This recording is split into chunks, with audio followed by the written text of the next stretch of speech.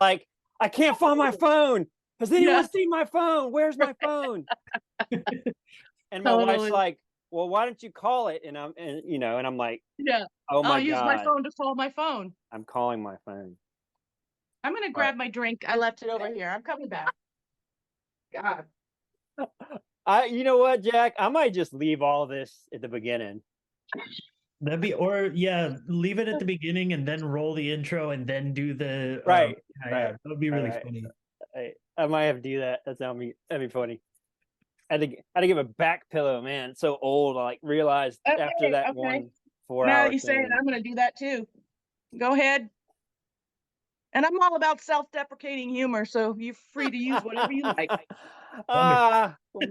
Maybe a little bit further into the session here. We don't want to start off insulting the guest, although I don't know, it works for some people. So, Fine. all right, cool. Hey, everybody, it's Zeus with Sounds and Grounds. Thank you so much for joining us for another fun-filled, exciting episode here in coffee music land.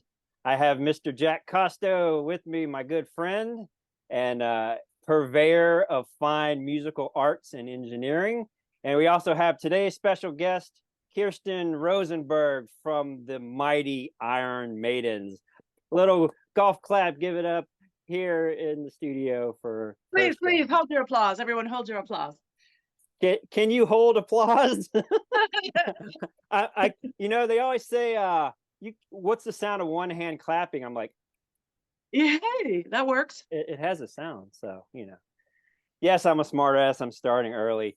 Anyway, Kirsten, we can jump right in here. Thank you so much for agreeing to do this. It's quite an honor to have someone of your caliber here on our little experimentals, Sounds and Grounds, as we call it. We had a ton of questions, like over, I think, ended up being about 50. So we're just sort of going to tie stuff in as you feel comfortable rocking and rolling with it. It's very free form, very much just, hey, we're just hanging out, talking shop here, doing our thing. So welcome to the show. Anything you would like to intro with, we'd love to jump in and hear your backstory and get into some really cool topics and whatnot. I'm so flattered to be asked to be on your show. So thank you so much. It really is an honor. And all right, let's just jump in. I think we should start, my whole life story. All right, we'll start since I was 3 years old. I think people, they'll hang in that. We've got, 3 hours to get through this. So everybody, no. My backstory in a nutshell is I never dreamed of being in a band, let alone a tribute band, but I feel like I really lucked into it. And I'm sure glad to be in one. I love it. It's a blast. Yes, it is. It's good times for sure. But man, I started off a little kid in Kentucky, and then we moved to California. I loved animals. I used to ride horses and show horses and all that business. And then I went to Colorado State University. I thought I wanted to be a vet. Turns out I'm terrible at organic chemistry and calculus, so I don't want to be a vet. So I did not go to vet school. But interesting aside, I did work for a veterinarian one summer, and he said, "Why do you want to be a vet?" I said, "Oh, because I love animals." And he said, "That's no reason to be a vet." And you think about it, absolutely true. What medical doctor, what MD would say, "I wanted to be a doctor because I love humans"? No, and so actually for someone who is as excessively sensitive as I am, it would have been a tough profession to always be in a situation dealing with animals that are terrified, injured, scared, and worse yet, dealing with people who don't want to treat them for whatever reason, usually money. That would have sucked. But anyway, then I ended up living on the East Coast. Is this what you mean by just tell us your backstory? Yeah, of course, I am familiar with the Iron Maidens. My brother's a huge fan. I think he chats up Wanda. My brother's a bass player. So, we're very on brand people. He reaches out to bass players and chats them up, and he's really nice and friendly and wants to talk about gear and stuff. I talk to Typical people stalker. about metal, about animals, Yeah. coffee, the stuff I'm into. Yeah. I do search out musicians and people on certain accounts that I have that are more animal related and plant-based stuff. And it always I always like smile and just get like a giddy feeling. I'm like, oh wow, this person is plant-based, this person is vegan, Right. this person is vegetarian, Right. or this person's Right. anything with animals where it's like, so I see more people into animals that actually love animals, that understand what that means to say Yeah. out loud, and that are just awesome musicians and in cool bands that I already was familiar with. But I want to talk to people that I think would be interesting, and you filled in all the blanks. I was like, you know what? I don't Oh, know this person.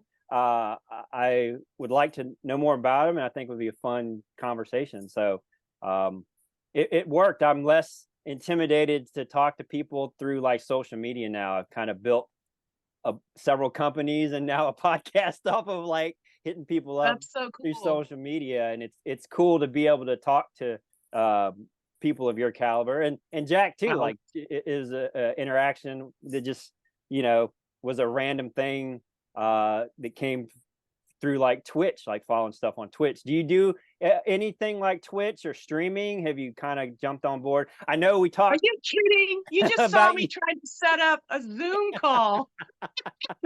Well, a lot of people do have assistant or tech person that does like streaming stuff and sets it up. But I know you had said you just started using Instagram. So I lucked out. You're probably like, oh, I got a message. Like I haven't had a message before. And it's like, cool, a podcast. Well, Awesome. when I first started, and it was because of a guitar player who was filling in with us, very young, very tied into all that. She's like, you must do it, you must do it. So I did it. So she, tutored me, guided me in the process. And then I did like one of the first messages. I'm like, oh, look, somebody messaged me. And she goes, honey, that's spam. I was like, oh, but I was like excited for my first spam message. Now, is this your current fill in? Because I guess we can get this out of the Oh way. yeah. You mentioned you have a Yeah, fill in no, guitarist. actually, Shani Kimmelman has been filling in with us the most lately, and she's a doll, and we love her. But this person actually was the first person who filled in with us post Courtney's departure, Jimena Fasado. Actually, I take that back.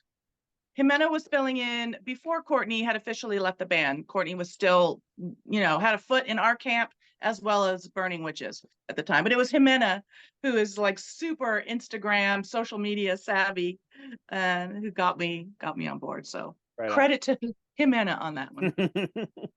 Yeah, the younger they are, the more in tune to social media and communicating through the internet. I Yeah. found that. Like I have a great niece and nephew, like they already have like TikTok accounts and stuff. I'm like, I can't do it. My brother sends me stuff all the time. I'm like, I have an account just so I have the name of my companies and stuff. But I'm like, Yeah. I don't get it. It's not something I'm like, I'm not. It doesn't flow with my chi. Okay. I totally feel you like that. I'm pretty sure I'd be one of those people with no social media accounts if I wasn't like in a band trying to market myself and making music and stuff. I recently like got rid of one of my Facebook pages just because like it's a constant battle to learn and fight the algorithm now as well. Like there are so many ways you can get all of your stuff suppressed and less people seeing it. Like I just don't have the brain power to like also be a social media wizard and be a musician and be an artist and have a life at the same time. Absolutely. And the person mainly who handles the band social media is Nikki Stringfield, our Davina Murray guitar player. And Nikki is the youngest in the band, but and she's juggling being, a solo artist, doing our social media, and and it's not and you're right, she talks about the algorithms, and if you post a link that takes you off of whatever, Facebook, for example, it's going to kind of suppress that. You know what I mean? Like all this stuff you really have to know. And like the Iron Maidens has, I want to say like 1.4 million followers on Facebook. I And think yet, it's 1.5. oh, is it? I looked at And the other day. when you post something, you think, okay, well, what's 1% of that? I don't even know. But it certainly is more than the number of people that interact. And I'm sure it has to do with the algorithm, it just suppresses a lot of stuff. Yeah, So if you're not crazy. constantly pummeling media, and Yeah. with Facebook and now this Threads thing, it's like a Twitter X shoot Yeah, off of Meta, I've heard, and yeah, you're not paying them lots of money. Yeah, your stuff, it's like a Google search. Like there's people, you want to be at the top of Google search, cool. right. Well, someone pays a little more money than you, well, they're going to be at the Yes, top, and so on. So it's yes, like, I think we can call it here and be like, well, let's revolutionize like retro tech. Like word of mouth is good, like videos are good, like I don't know, sending out mixtapes. I see a lot of bands now putting stuff out on cassette, and I was like, man, I wanted to do that like 15 years wow, ago. And I'm like, good luck finding a tape player, that's not right. something. Or a VHS, like people putting stuff out on VHS. Like, well, they stopped making the last one, they stopped making like 2 years ago, like a Oh, VHS really? player. Yeah. So, Isn't but it weird how everything is cyclical? Trends, mm, especially trends, yeah, who would think cassette tape, even okay, vinyl, like, yeah, that's been a thing again for a long time, and now we're talking cassette tapes yeah. and VHS. What's next? 8-track? 8 tracks, Power, Betamax. power of Yeah. nostalgia. Like when you're growing up, you go through, you have these things, and then when you get older and it's been gone for a while and you have money to spend, it's like, damn, I really miss the way I felt when I had vinyl records or when I had cassette tape. Yeah. I want that back. And then it just, of course, people wanting to make money off of it just go ham, and Yeah. it's Sure. cool. Like it's hard to fault, people who want to feel nostalgic about things. Absolutely. If me in a tribute band, I cannot fault someone wanting to feel Yeah, nostalgic and, relive the 80s largely. right. Yeah. So, like, do you just, well, what's it like being in a tribute band? That's a big thing a lot of people want to know. And do you just are you on stage sometimes? Because you have a full schedule. You tour pretty much 12 months out of the year, right? Like globally. Yes. Do you Yes. do you just Actually, start so this, smiling in the middle of a song like I'm singing you know Run what? to Hell? I will say it sounds like unbelievable and cheesy, but there are times and I'm on stage, and usually like Iron Maiden has long musical interludes within every song just about. So I Of can just course. be, just rocking, enjoying it. And I'll be like, yeah, fuck yeah. This is awesome. Yeah. And I get like First F bomb. Sorry, we have an F bomb alarm. So 21 minutes in. That's pretty good. That's okay. that's longer than I thought it That's would take. actually really good for me that I didn't just bang. Hi, I'm Kirsten Rosenberg. No, sorry about that, folks. But yeah, I'm like, wow, yeah, I don't take it for granted. I'm appreciating it in the moment, and it's awesome. That's super cool to hear. It is, man. And you know what? I cannot believe, and I'm so appreciative of the opportunities that we get. What's it like to be in a tribute band? That was your question. Yeah. I don't know what it's like to be in other tribute bands, but I can tell you the Iron Maidens, and they were rolling along before I ever joined in 2009. They already had a big following and all of that. And it coming from, bar bands, cover bands, where you're lucky if you play to 8 people, including the bartender, and to join the Iron Maidens, and they had, you played a lot of people consistently. It was really awesome. But it's never lost on me. I'm like, we are a tribute band, and here we are getting these opportunities to travel the world and play these shows. And I always say every single show in one way or another, like, all hail the mighty Iron Maiden. It's Iron Maidens, obviously, music and just the timelessness of it. And I also tell people from the stage, this is like a religious revival, because we are just all feeling it, man, because of Maiden and Maiden's music, and they have a fan base around the world, bigger everywhere beyond the United States, really, as big as it is in the US. And of course, they're still killing it right now, Iron Maiden, and bringing in more fans still. And so we always play to people who are right there with you. I always feel like I'm a fan, you're a fan, and we could just be, this is how we'd feel if we were sitting around in our living room, just like, yeah, listening to some Iron Maiden or something. It's just a real communal feeling. And to see their smiling faces, I'm not kidding, smiling, usually they're drunk, but it's okay.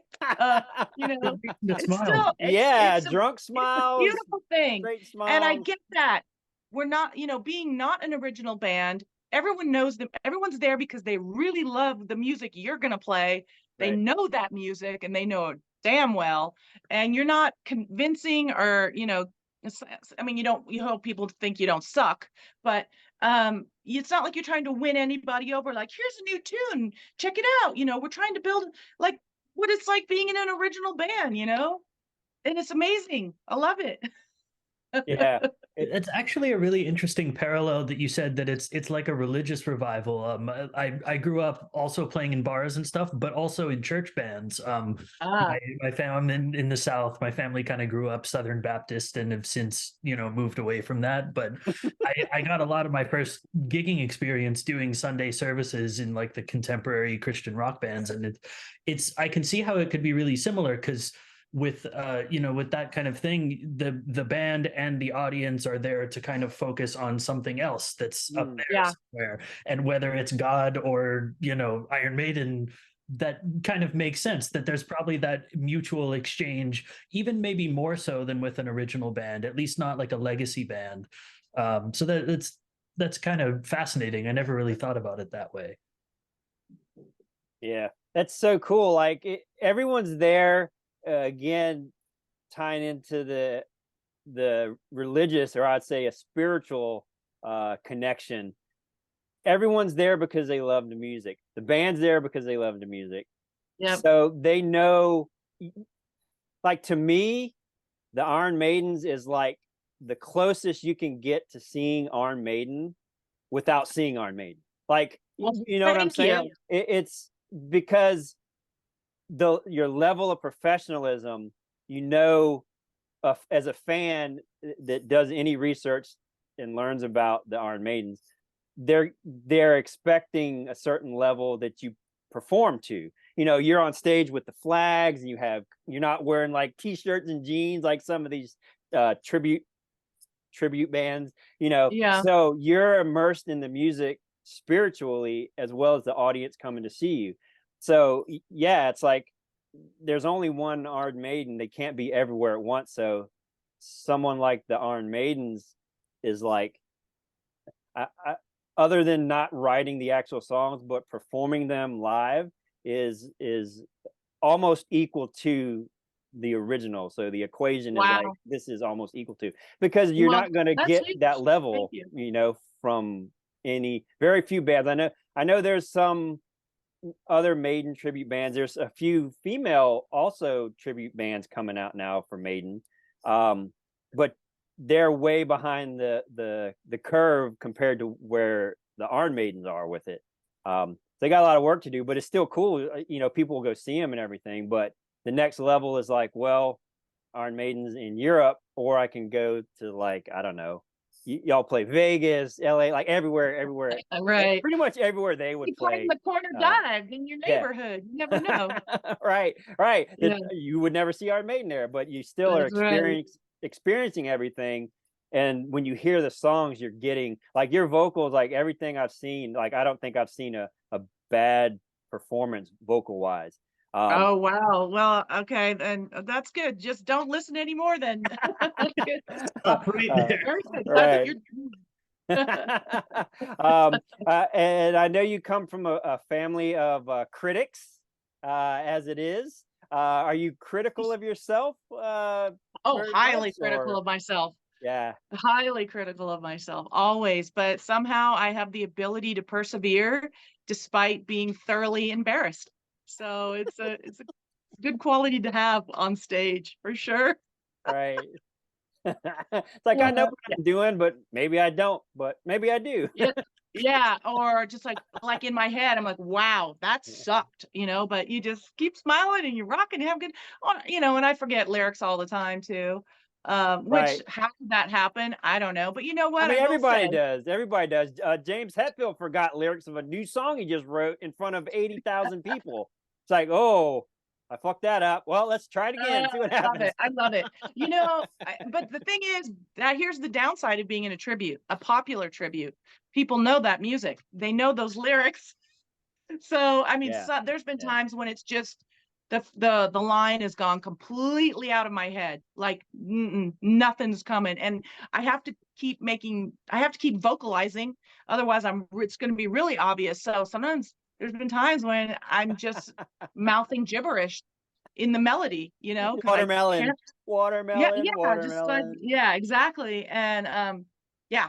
So, and I've even seen Bruce mess up a few things lyrically, but my God, when Yeah, it's Bruce.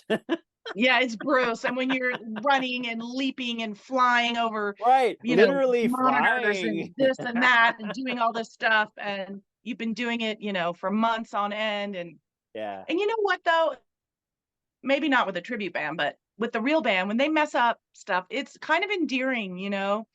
I think a lot of times the audience likes that, to see, makes their heroes more human, and it's Right. something everyone Right. should enjoy, like a laugh together.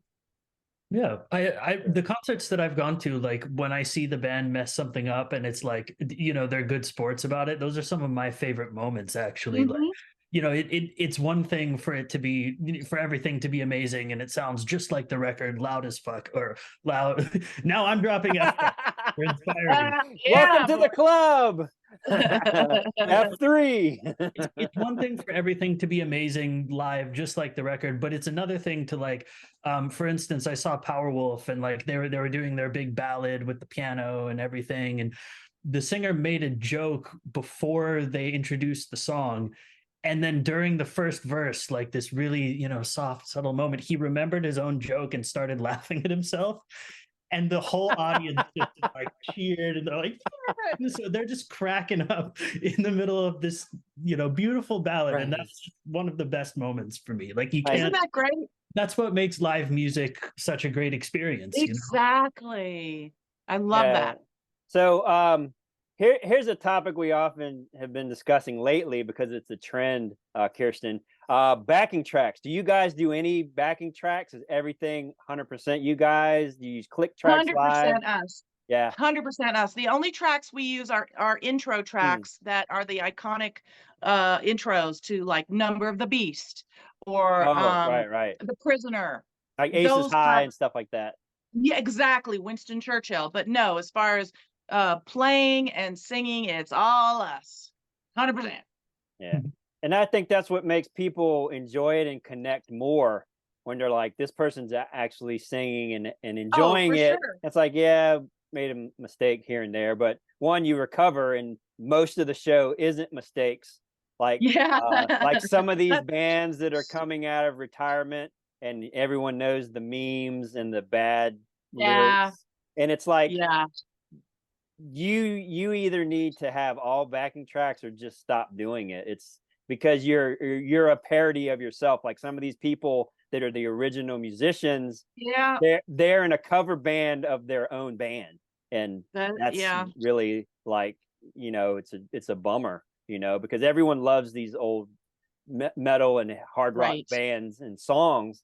And like with the Iron Maidens, it's like the nostalgia we were talking about a second ago. It's like you want to still have that, but you got to be a pro if you're going to do it. You still gotta deliver quality. Yeah, I don't know what to say about that. Yeah.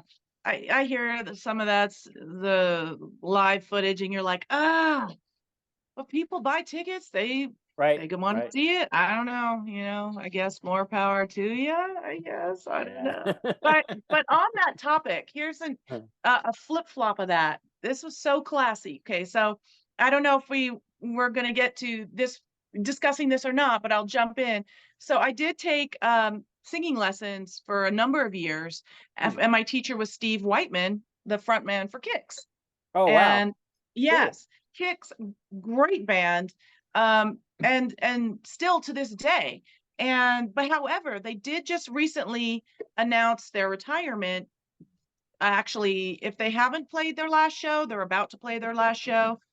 I don't think they have played it yet, but I think it's in September in Maryland. But they decided let's walk away when we're still still doing a great job. We don't want to decline and then kind of limp away.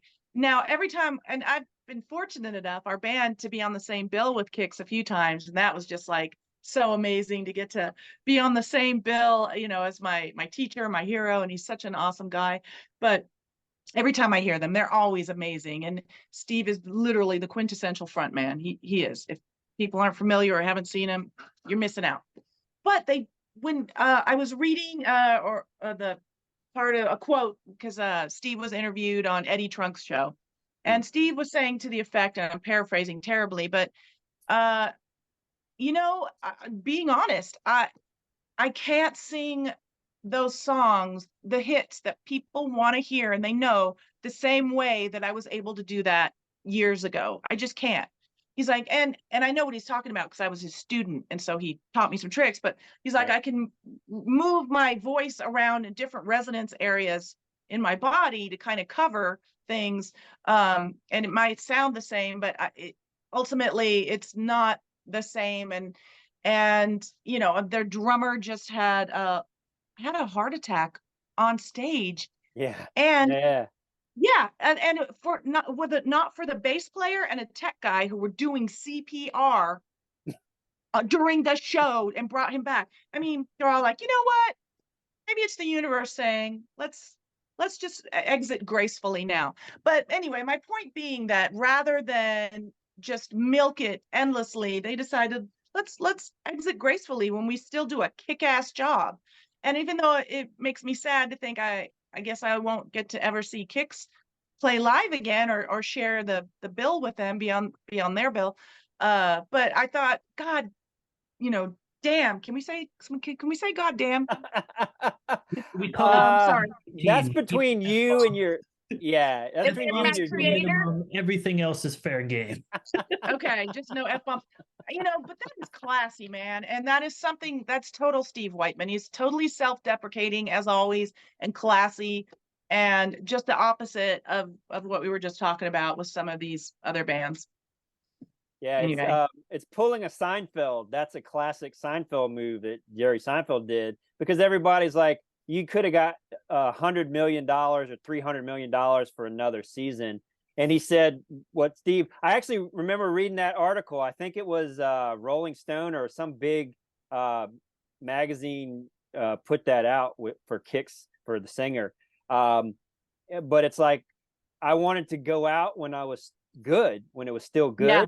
And maintain that, because everyone that loves like these bands or like these TV shows, you can go back and watch the past material and it's all good. You're not skipping an album, you're not skipping a season. It's consistent start to finish. And it takes a lot of intestinal fortitude to do that, because maybe the guy, this phrase was coined from a friend of mine that has played locally here in the music scene. His name's Russell. We did some sponsorships with his music store, Russell's Music, here in Norfolk, Virginia. A little plug. He coined this term. It's like, why all of these bands keep doing this? It's like, well, guy needs a roof on his house. So it's a choice you make. It's like, well, do I do this thing that I'm known for doing regardless of the quality, the finished product, because I got to pay my bills, I got to do stuff, or do I figure something else out? And it's the path of least resistance. Well, I can go do this album came out 20 years ago, tour of this album and make some quick money. Yeah. Which is great to a point, because you get fans that want to see certain bands play Sure. certain albums straight through. But then you also get to the point where I read interviews and it's just like, well, X band member passed away. This one band member doesn't really play music anymore. I found out Dan Spitz, the original lead guitarist from Yep. Anthrax, doesn't play. He's like a watchmaker. Like he makes Yep. these crazy, like Swiss, like Yeah. super expensive, intricate watches. It's like, Yeah. if it's not that guy in it, it's not really a reunion. Right. Again, it's a tribute band to a band that you were in. But I'm super judgmental and jaded from like old music guy point of view. Been the one that's played small venues and that was it for me. So of course I'm the crotchety judgy guy that's like got these wonky opinions. But I don't know. More power to anybody doing if they truly enjoy it. Yeah. If you like going up there and can't remember your song, but you're having fun, and you're not complaining about it to people, Yeah. and you're into it no matter what, like hats off to you. Like that's awesome. I'm all for that. That's kind of where my opinion on the matter lies, at least at the moment. Like a good example of this for me lately has been Ozzy's situation. Like Right. it's really clear that his health's failing, he's getting really old. But I just keep seeing these articles of like, I just want one more show and I don't want to do it in a chair, like, and as a musician too, it's like, I don't know what decision I'll make when I'm in that position. Like, I don't want to do something that's going to suck when I just don't have it anymore. But I can't imagine saying, just hanging the hat up. Like, the reason why we do it in the first place is probably the reason why a lot of people don't want to stop doing it. It's just part of who you are as a person. So I try not to be too judgy about those kind of things, unless, context is important. So if it's clearly just a cash grab and nobody's into it, like, like how many final tours can a band do? It's like, well, you've done 16 final tours. Are you just going to call the next album final album? But then the next one is right? final album 2, Yeah. final album alive, the sequel, the follow-up 3. to our final album. It's like me turning in mixes, like, best mix ever V1, best mix ever V2. True. I'll never see a final tour. I'm like, nope, I want to catch them before the final tour. I want to see that, the pre-final. Yeah. If you awesome. can. Yeah, that's really cool, Kirsten. I like your storytelling vibe of wandering around the question, and that's great. That's usually I've made a point to try to ask questions a little more succinctly, like this is a question. But you just ruined it because your answering was like, but it's totally cool. That's fine. I know. You're the one that needs to be talking. What our question was, but what it was like to be in Iron Maidens. It's awesome. Yeah, it's awesome. Now I am curious. This wasn't a question legit from someone, but I'm curious. What's your involvement, and what's Iron Maiden's involvement? Like, to what level? Like, do they have to give you rights to do certain songs? Of course, I'm sure there's royalties. You don't have to get into money stuff. But how involved are they with you using their likeness for income, basically? I mean, I can tell you, for recording anything like on a CD or something, and I'm sure, as you guys would know, you do have to, you buy the rights to record something. But as far as playing live, we don't have to buy anything for that. That's all on the venues. Whatever, I think commercial music venues have to, I don't know, license, publishing, whatever. BMI. Okay, so they've got that covered. But and this was all before I joined the band. When the band first started, apparently, I think Rod Smallwood, their manager or someone on his team, reached out to the band and said, you guys have to change up your logo a little bit. And the band did. I mean, so now I think the Iron Maidens, the S is more differentiated. It's not all the same font. I think I need to go look at the t-shirt or something. So there was that in the very beginning, which we all, you know, they all thought was funny. Again, this was before my time in the band, but like, who's going to make a mistake that think Iron Maiden is playing this little tiny bar down the street, you know? Like, is anyone really going to mix up the two? But anyway, there was that. And then I guess they were fine with it. And now jump forward a few years. And when the band was playing in Mexico City, they were playing on the same bill with Lauren Harris, Steve's daughter's band. And again, this is before I joined, which just sucks because it's a great story. So anyway, long story short, Steve and Bruce stayed for the Iron Maiden set. So they were there. And Wanda, our bass player, she always talks about how she could see this hat bopping up and down in the crowd, and it was Bruce wearing a hat. And I mean, I don't know. I think I would have pooped my pants, and I don't know, to know that they were there. But then fast forward a few more years, the band, again, before I joined, what is the theme here, man? Missing out.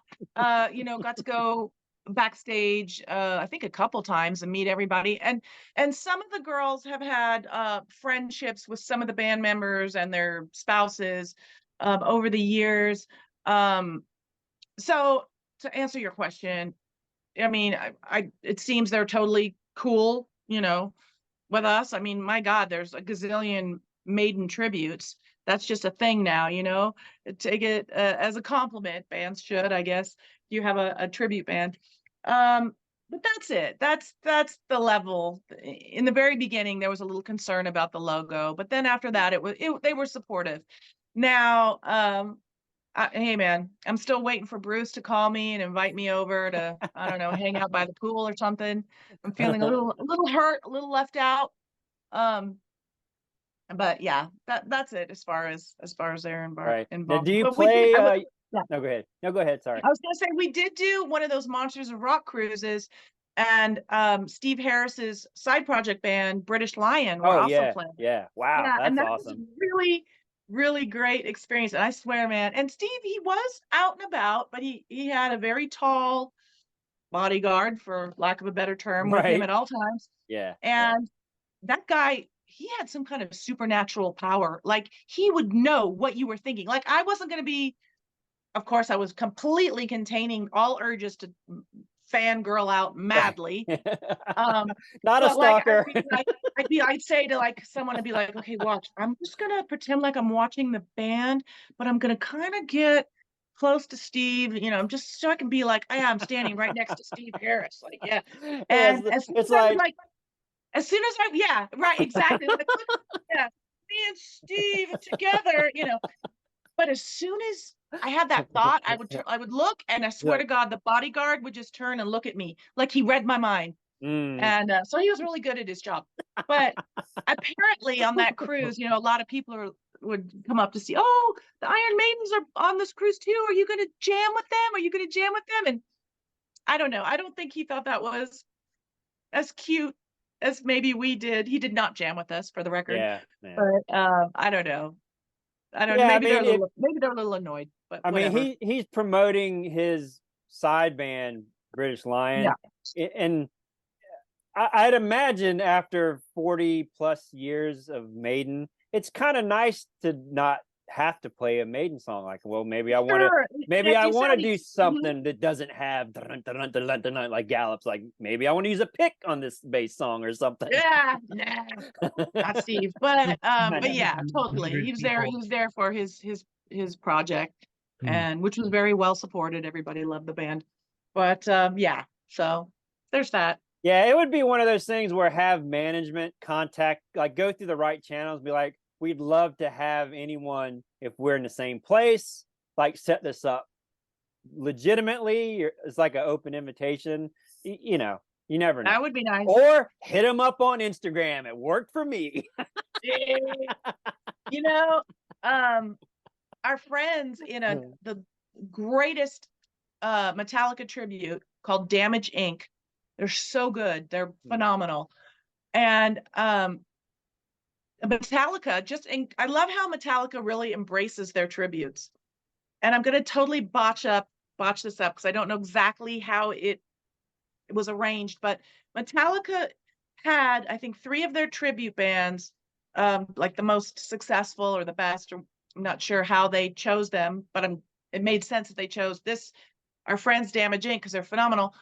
And they would call it like a Metallica takeover weekend. And this was on their North American tour. And they'd fly these bands out and put them up. And I'm not exactly sure at what point where they didn't play on the same night on the same stage with Metallica, but they would play like in a local venue if Metallica was playing maybe a Friday and a Sunday, and maybe the bands were playing. So I forget. And forgive me, friends and Damage Inc. and everyone. I know I'm totally messing it up. But the point being, Metallica really embraces their tributes. Like, let's make them part of this fun package, whatever. And I love that. And I was like, oh, I wish Iron Maiden would do that.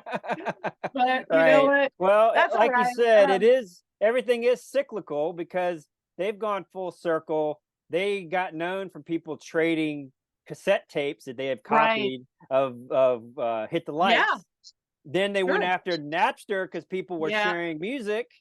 And then they've come back around to like, well, let's support, tribute bands. Let's have bands that have done covers of ours open for our show. So once you hit that billionaire mark, you're like, no, we're not losing money because of Fade to Black is another cover band. They're supposed to play here in Virginia Beach, Damage Inc. Oh, okay. There's a Puppets Inc. or Master Puppets kind of, like you said, there's a million of those tribute bands. And so it's like that makes them, fans appreciate that more because they don't see them sort of nickel diamond a guy that's doing this as a tribute. But then it's also,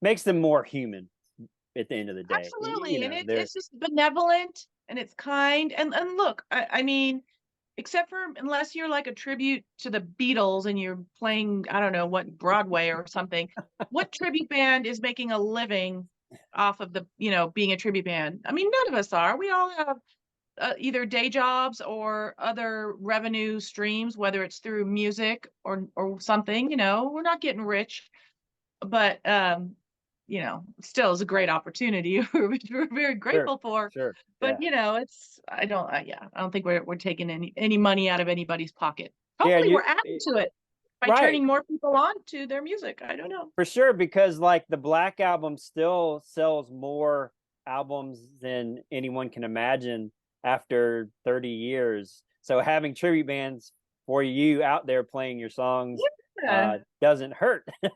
It helps. It helps. Yeah. So that's it. Maiden, boys, fellas out there in the UK, I'm sure you're watching this podcast. Why don't you organize some of these Maiden tribute bands? You could make a huge festival out of it. I'm sure Kirsten and the ladies would love to fly on Ed Force One time. I think that would be. Hell, I'll fly the plane. I'll fly the plane, man. I'm Bruce Chickinson. I can do it. All right. Like as long as the controls are like vegan drumsticks, because you're Bruce Chickinson, you can pilot the plane. That's right.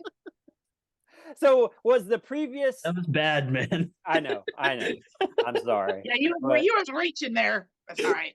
Oh, I didn't want to say chicken drumsticks, but of course she does have chickens. You live on a farm, right? Sorry, yeah. That's the old well, question. a ranchette, we'll call it a ranchette. Ranchette? Are you in Ranchito Cucamonga? No, not too crazy far, but no. You're outside of LA. Yeah. Right No, on. we're in what's called the high desert because we're in a higher elevation, but we're still part of LA County. Okay. And we're all stoned. I'm kidding. Or okay. I don't know. Green zone, green alert. You are drinking. What are you drinking there? Some kind of smoothie thing? Mm-hmm. Okay, I'm trying to be healthy here. So this has some pumpkin puree, some cashew yogurt from Trader Joe's, which is delicious. Some frozen pineapple, banana, Did I put anything else in it? I can't remember. That might be it. Oh, spinach. Got to get the spinach. So, yeah, I'm trying to be a healthier vegan. That's a whole other rant we can go off on. Like, I'm total junk food vegan here because I did it for the animals. And Yeah. That is a whole yeah, separate podcast. I certainly want to touch on some of these yeah, for because sure. inquiring minds want to know, as they say. Yeah. I had some health things going on this past year. This year has been crap. I'll be straight up honest. It's been not good all around. Oh, A lot of stuff going on here. I'm But sorry. my physician's like, I get, because I have a vegan physician. My wife and I both were like, we want a doctor Ah, that's vegan I'm so because jealous. we don't want the doctor to say, well, you have to eat fill in the blank. You're against ethically and morally because you're not Right. healthy. She straight up's like, I get you're ethical, for the animals, but you're eating garbage. You have to stop eating garbage. It's unhealthy. And I stopped cold turkey. All the process, all the Beyond stuff's gone. All the delicious Oh, chicken ultimates. And I'll be honest. I've lost like 30 pounds in like 4 months. Wow. okay. Well, we definitely have to touch on that a little more because you're really paralleling my own life right now. Yeah. Also, drinking was out of control. I've only had 1 or 2 alcohol tinged beverages in like close to 2 months that I can remember. And like, even things like drinking, yeah, so much coffee, it's hard that you get these things. And I went through like a week, I thought I was dying, and it's like, well, it's caffeine withdrawal, it's coffee withdrawal, it's all these sugars and processed stuff your body doesn't have. I was addicted so bad to that stuff and not taking it seriously. So I had to sit down and be like, my family both, we were just like, we can indulge on these things occasionally, and it's very sparingly. It's just like if we ate everything like before earlier days, you don't go to the fast food place every day for every meal. It's like if you want a treat, you go do this.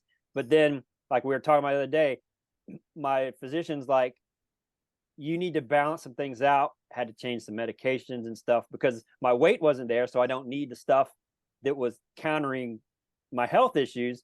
And she's like, you got to do something kind of fast to like counter this. So she's like, go have a cheat meal, eat something with a lot of salt, a lot of calories. And I did. And she's like, within 48 hours, she's like, you're going to feel like 75% better. No, better, better. Yeah. And I did because I did this one, like I needed, my blood pressure, like plummeted. And she's like, you need to get off these medications because you don't need these, because you're getting your weight under control and healthy, and exercise, like walking, like I walk at least a mile or more, try to every day. All the stuff you're supposed to be doing regardless of what you eat, and not done it, but waking up in the morning and being like, I have to do this or else things aren't going to be the same, or things aren't going to be this way for a long time. Absolutely, man. But just doing, making the changes. And like with not eating animals, I woke up one morning, it's like, I'm not going to do this anymore. And it was a switch. And my health things now is a big thing where I literally just woke up. It's like, I can't do these things anymore. I want to be here as long as possible to talk to cool people like you and be friends with Jack and listen to his new album that's coming out and things of that nature. They're more important to me than having, fries and vegan sausage every meal. You've just spoken my truth right there. Totally get it. And people, even on the podcast, like everyone we've talked to is like very health conscious, whether they're vegetarian or pescatarian. Simon, a drummer friend of ours, was on. He's vegan, but he's very kind of like internalized about it. He doesn't like to talk about it very much. He does his thing for him, and that's fine, and that's awesome. I can go either way. I can get preachy if I need to, or I can keep it to myself. I don't ever want to offend somebody against something that I ethically think is right, so it's just having compassion for everyone. Like I always say, I'm compassionate for animals, but I forget people or animals too. So I'm trying to lop that in more to People my are beliefs. assholes. Yeah, I know They that's may be animals, but we're assholes. that's a given. But at least seeing everyone's perspective more clearly to understand. And if someone's ready to talk about something, I'm gung ho. Let's rock and roll. But I was turned off to this way of living from people being preachy and saying, basically, I was worse than someone who ate meat because I was a vegetarian for like 2 years. And so I would never want to discourage somebody. If somebody eats a meatless Monday, I'm like, that's so awesome. For sure. Oh, absolutely. Jack's like, I'm only using oat milk now. I'm like, oh, that's great. That's Absolutely. so awesome. Okay, look, I don't know. Maybe you don't want to segue into this just yet, but I mean, it's just such a perfect thing because I mean, so many things I can relate to. For me, being vegan, it is how the strongest way I self-identify. Seriously, I'm not religious, but vegans, even though a lot of us are batshit crazy, some vegan animal rescue people, they're still my people. They're still my people. And so when I said in the beginning that I moved to the East Coast, which by the way, did you say you're in Northern Virginia? Norfolk. So by the beach. Yeah, we're almost in North Carolina. PETA's headquarters. Yeah. It is. So when I lived on the East Coast, I worked. I was very involved with the animal rights scene because at the time a lot of animal groups were headquartered there. HSUS, PETA before they moved to Norfolk, others, Animal Welfare Institute, others that I'm not even thinking of. Oh, Physicians Committee for Responsible Medicine, so many. Anyway, so I was very insulated, was surrounded by, I mean, I was already a card-carrying member, but I was surrounded by people who thought like I did, who felt like I did, and it was awesome. I loved it, and when I moved, when I joined the band and then finally moved back to California, I came armed with my literature, and I'm like, oh, I'm going to get the band vegan, so fast. And I would be like, oh, here's a pamphlet about, battery cage hens. And here's a pamphlet about where, about dairy cows and this and that. And, people were like, oh, okay, thanks. And actually, I will say, I never really told the band this. So if anyone listens, will know. It was crushing to me. It was crushing. Right. It's crushing. But I'm like, okay, I'm in the real world, but never would I be like, well, you know what? F you animal exploiter, because who is going to be like, oh my God, you're so right. And I'm vegan now because you totally shamed me. No, right. You have to lead, if you want to call it that, or just set a positive example. And wherever you are on your journey, I will meet you there and be like, awesome. That is so great. You're doing what you're doing. Jack, you're drinking oat milk. Awesome. Amazing.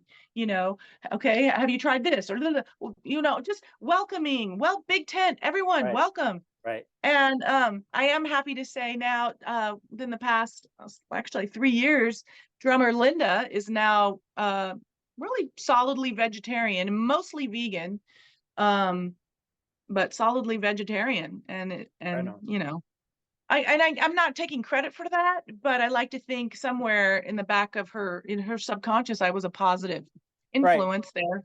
It's okay. But you can take credit. It's totally fine. Nah, I don't want to do that, but she's a very, very independent person, and she arrived at that all on her own. But so of course I don't want to offend people, but not because I care so much about offending people, because I just feel like it will backfire. I want to bring more people in. And you're right. If I could push a button and make everybody vegan, I would do it. No holds barred. I would do it.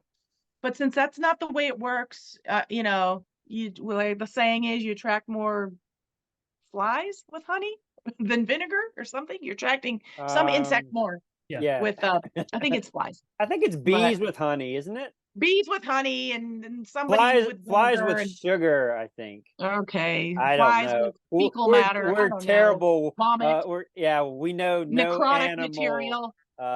anecdotes. We're terrible. Right. But The vegan police is gonna knock my door down now that's because right. That's right. I didn't But know yeah, oh, the vegan police are the worst. And my fellow vegans out there, you all know what I'm talking about. No one is crueler and will cut you down faster than the vegan police. But for me, what am I trying to say? It's just the journey, like the journey to it. it is. Oh, but going back to the food issue, so yeah, I'm a foodie. I always have been. Even before I was a vegan, I've always loved to eat and overeat and eat a lot of sugar. But I will say the fact that veganism is becoming so mainstreamed, and one way mainstream means in a lot of ways convenience, fast food. Right. And sure, you know what? Nobody should be eating at McDonald's or KFC or Del Taco anyway, because it's not good for anybody. But when I saw, like, especially in Europe, they had the was it the McVegan burger? I mean, I was like in line when we were on tour in Europe every day. Get me to a McDonald's. They've got a vegan burger and they have a vegan McFlurry. Get me there. Get me there. I mean, we had to go every day. Dunkin' Donut. Is it Dunkin' Donuts in Europe? Vegan donuts galore. And so I'm like, get me to a Dunkin' Donuts. And I'd buy I'd buy a dozen. I'd be like, because these are to share with everybody. Right. Everyone would have like a little piece. I'd be like, oh, well, there's 9 donuts for me to eat. I guess I better eat them, But part of it, not only because I love the taste of it all, I just would get so excited. Like, yes, we're winning. We're winning. We're winning. Yes, yes, yes. Like, why do you think Europe is like the testing grounds and they're so much more accepting to this stuff? Like every time, like I follow veg news and these plant-based sites, and everything cool that pops up, it's always UK somewhere, Europe. Like they're testing it there, and then they have like a KFC here has Beyond Nuggets, and they sell out in like an hour. I'm like, isn't our money good enough for you to sell that stuff here? I know, right? Like, why do you think Europe is that way? You know what? I'm sure there is like a real answer from people who have studied this, but I mean, Europe has always been on a lot of issues related to animals, progressive and beyond the United States, even when it comes to testing animals for cosmetics and things like that. The EU has banned that testing cosmetic ingredients on animals long before it's ever becoming a thing in the US. I don't know. The US, well, first of all, the US is a big, spread out, piece of land. And I was going to say money factory, but piece of land is also correct. Yes. And I'm sure it probably all relates to even the way the US was, came about. There's a very, very, very strong agricultural agribusiness, as we know, influence, just like the NRA and agribusiness and pharmaceutical, big pharma, just so powerful in this country. And I'm sure a historian can point out how that developed, maybe some stuff through World War II and post World War II. I think that's when they really got into, like, for example, boosting the number of eggs a chicken can lay, through breeding and hormones and this and that. I don't know, but yeah, the US, man, we need to get on board. And so many of us are trying, so many good activists and lawmakers too, and people and organizations, but just as a whole, we is lagging. We got to catch up. Right. Do you try to stay connected? I know you were part of the Animal Agenda magazine, back in DC, and like the Genesis Awards, like the TV show, supporting things Yep. and groups that were animal conscious. That's right. What are you doing now? Are you still connected to that, or is it sort of like you've sort of passed the torch to like the younger generation? Definitely, there's been torch passing, and in fact, just coincidentally, tomorrow I'm getting together with my girlfriends. We call ourselves the Arc-ettes because we all worked at the Arc Trust, which produced the Genesis Awards. Wow, And that's awesome. yeah, and a couple of them are replacements that came. We passed the torch along to them, and we're all still really good friends. And this is going on, God, I don't know, 25, 30 years now. So, I mean, yeah, I do a lot of this, a lot of armchair keyboard activism. Man, I haven't been out to a protest or anything in a long time, sadly, I guess. Yeah. It's tough. It's you know what? There's people, that's what their calling is, and they feel inspired to do that, and bless them for having the ability, you know. Yeah. Everybody in their own way, I think, that's doing what they can is enough.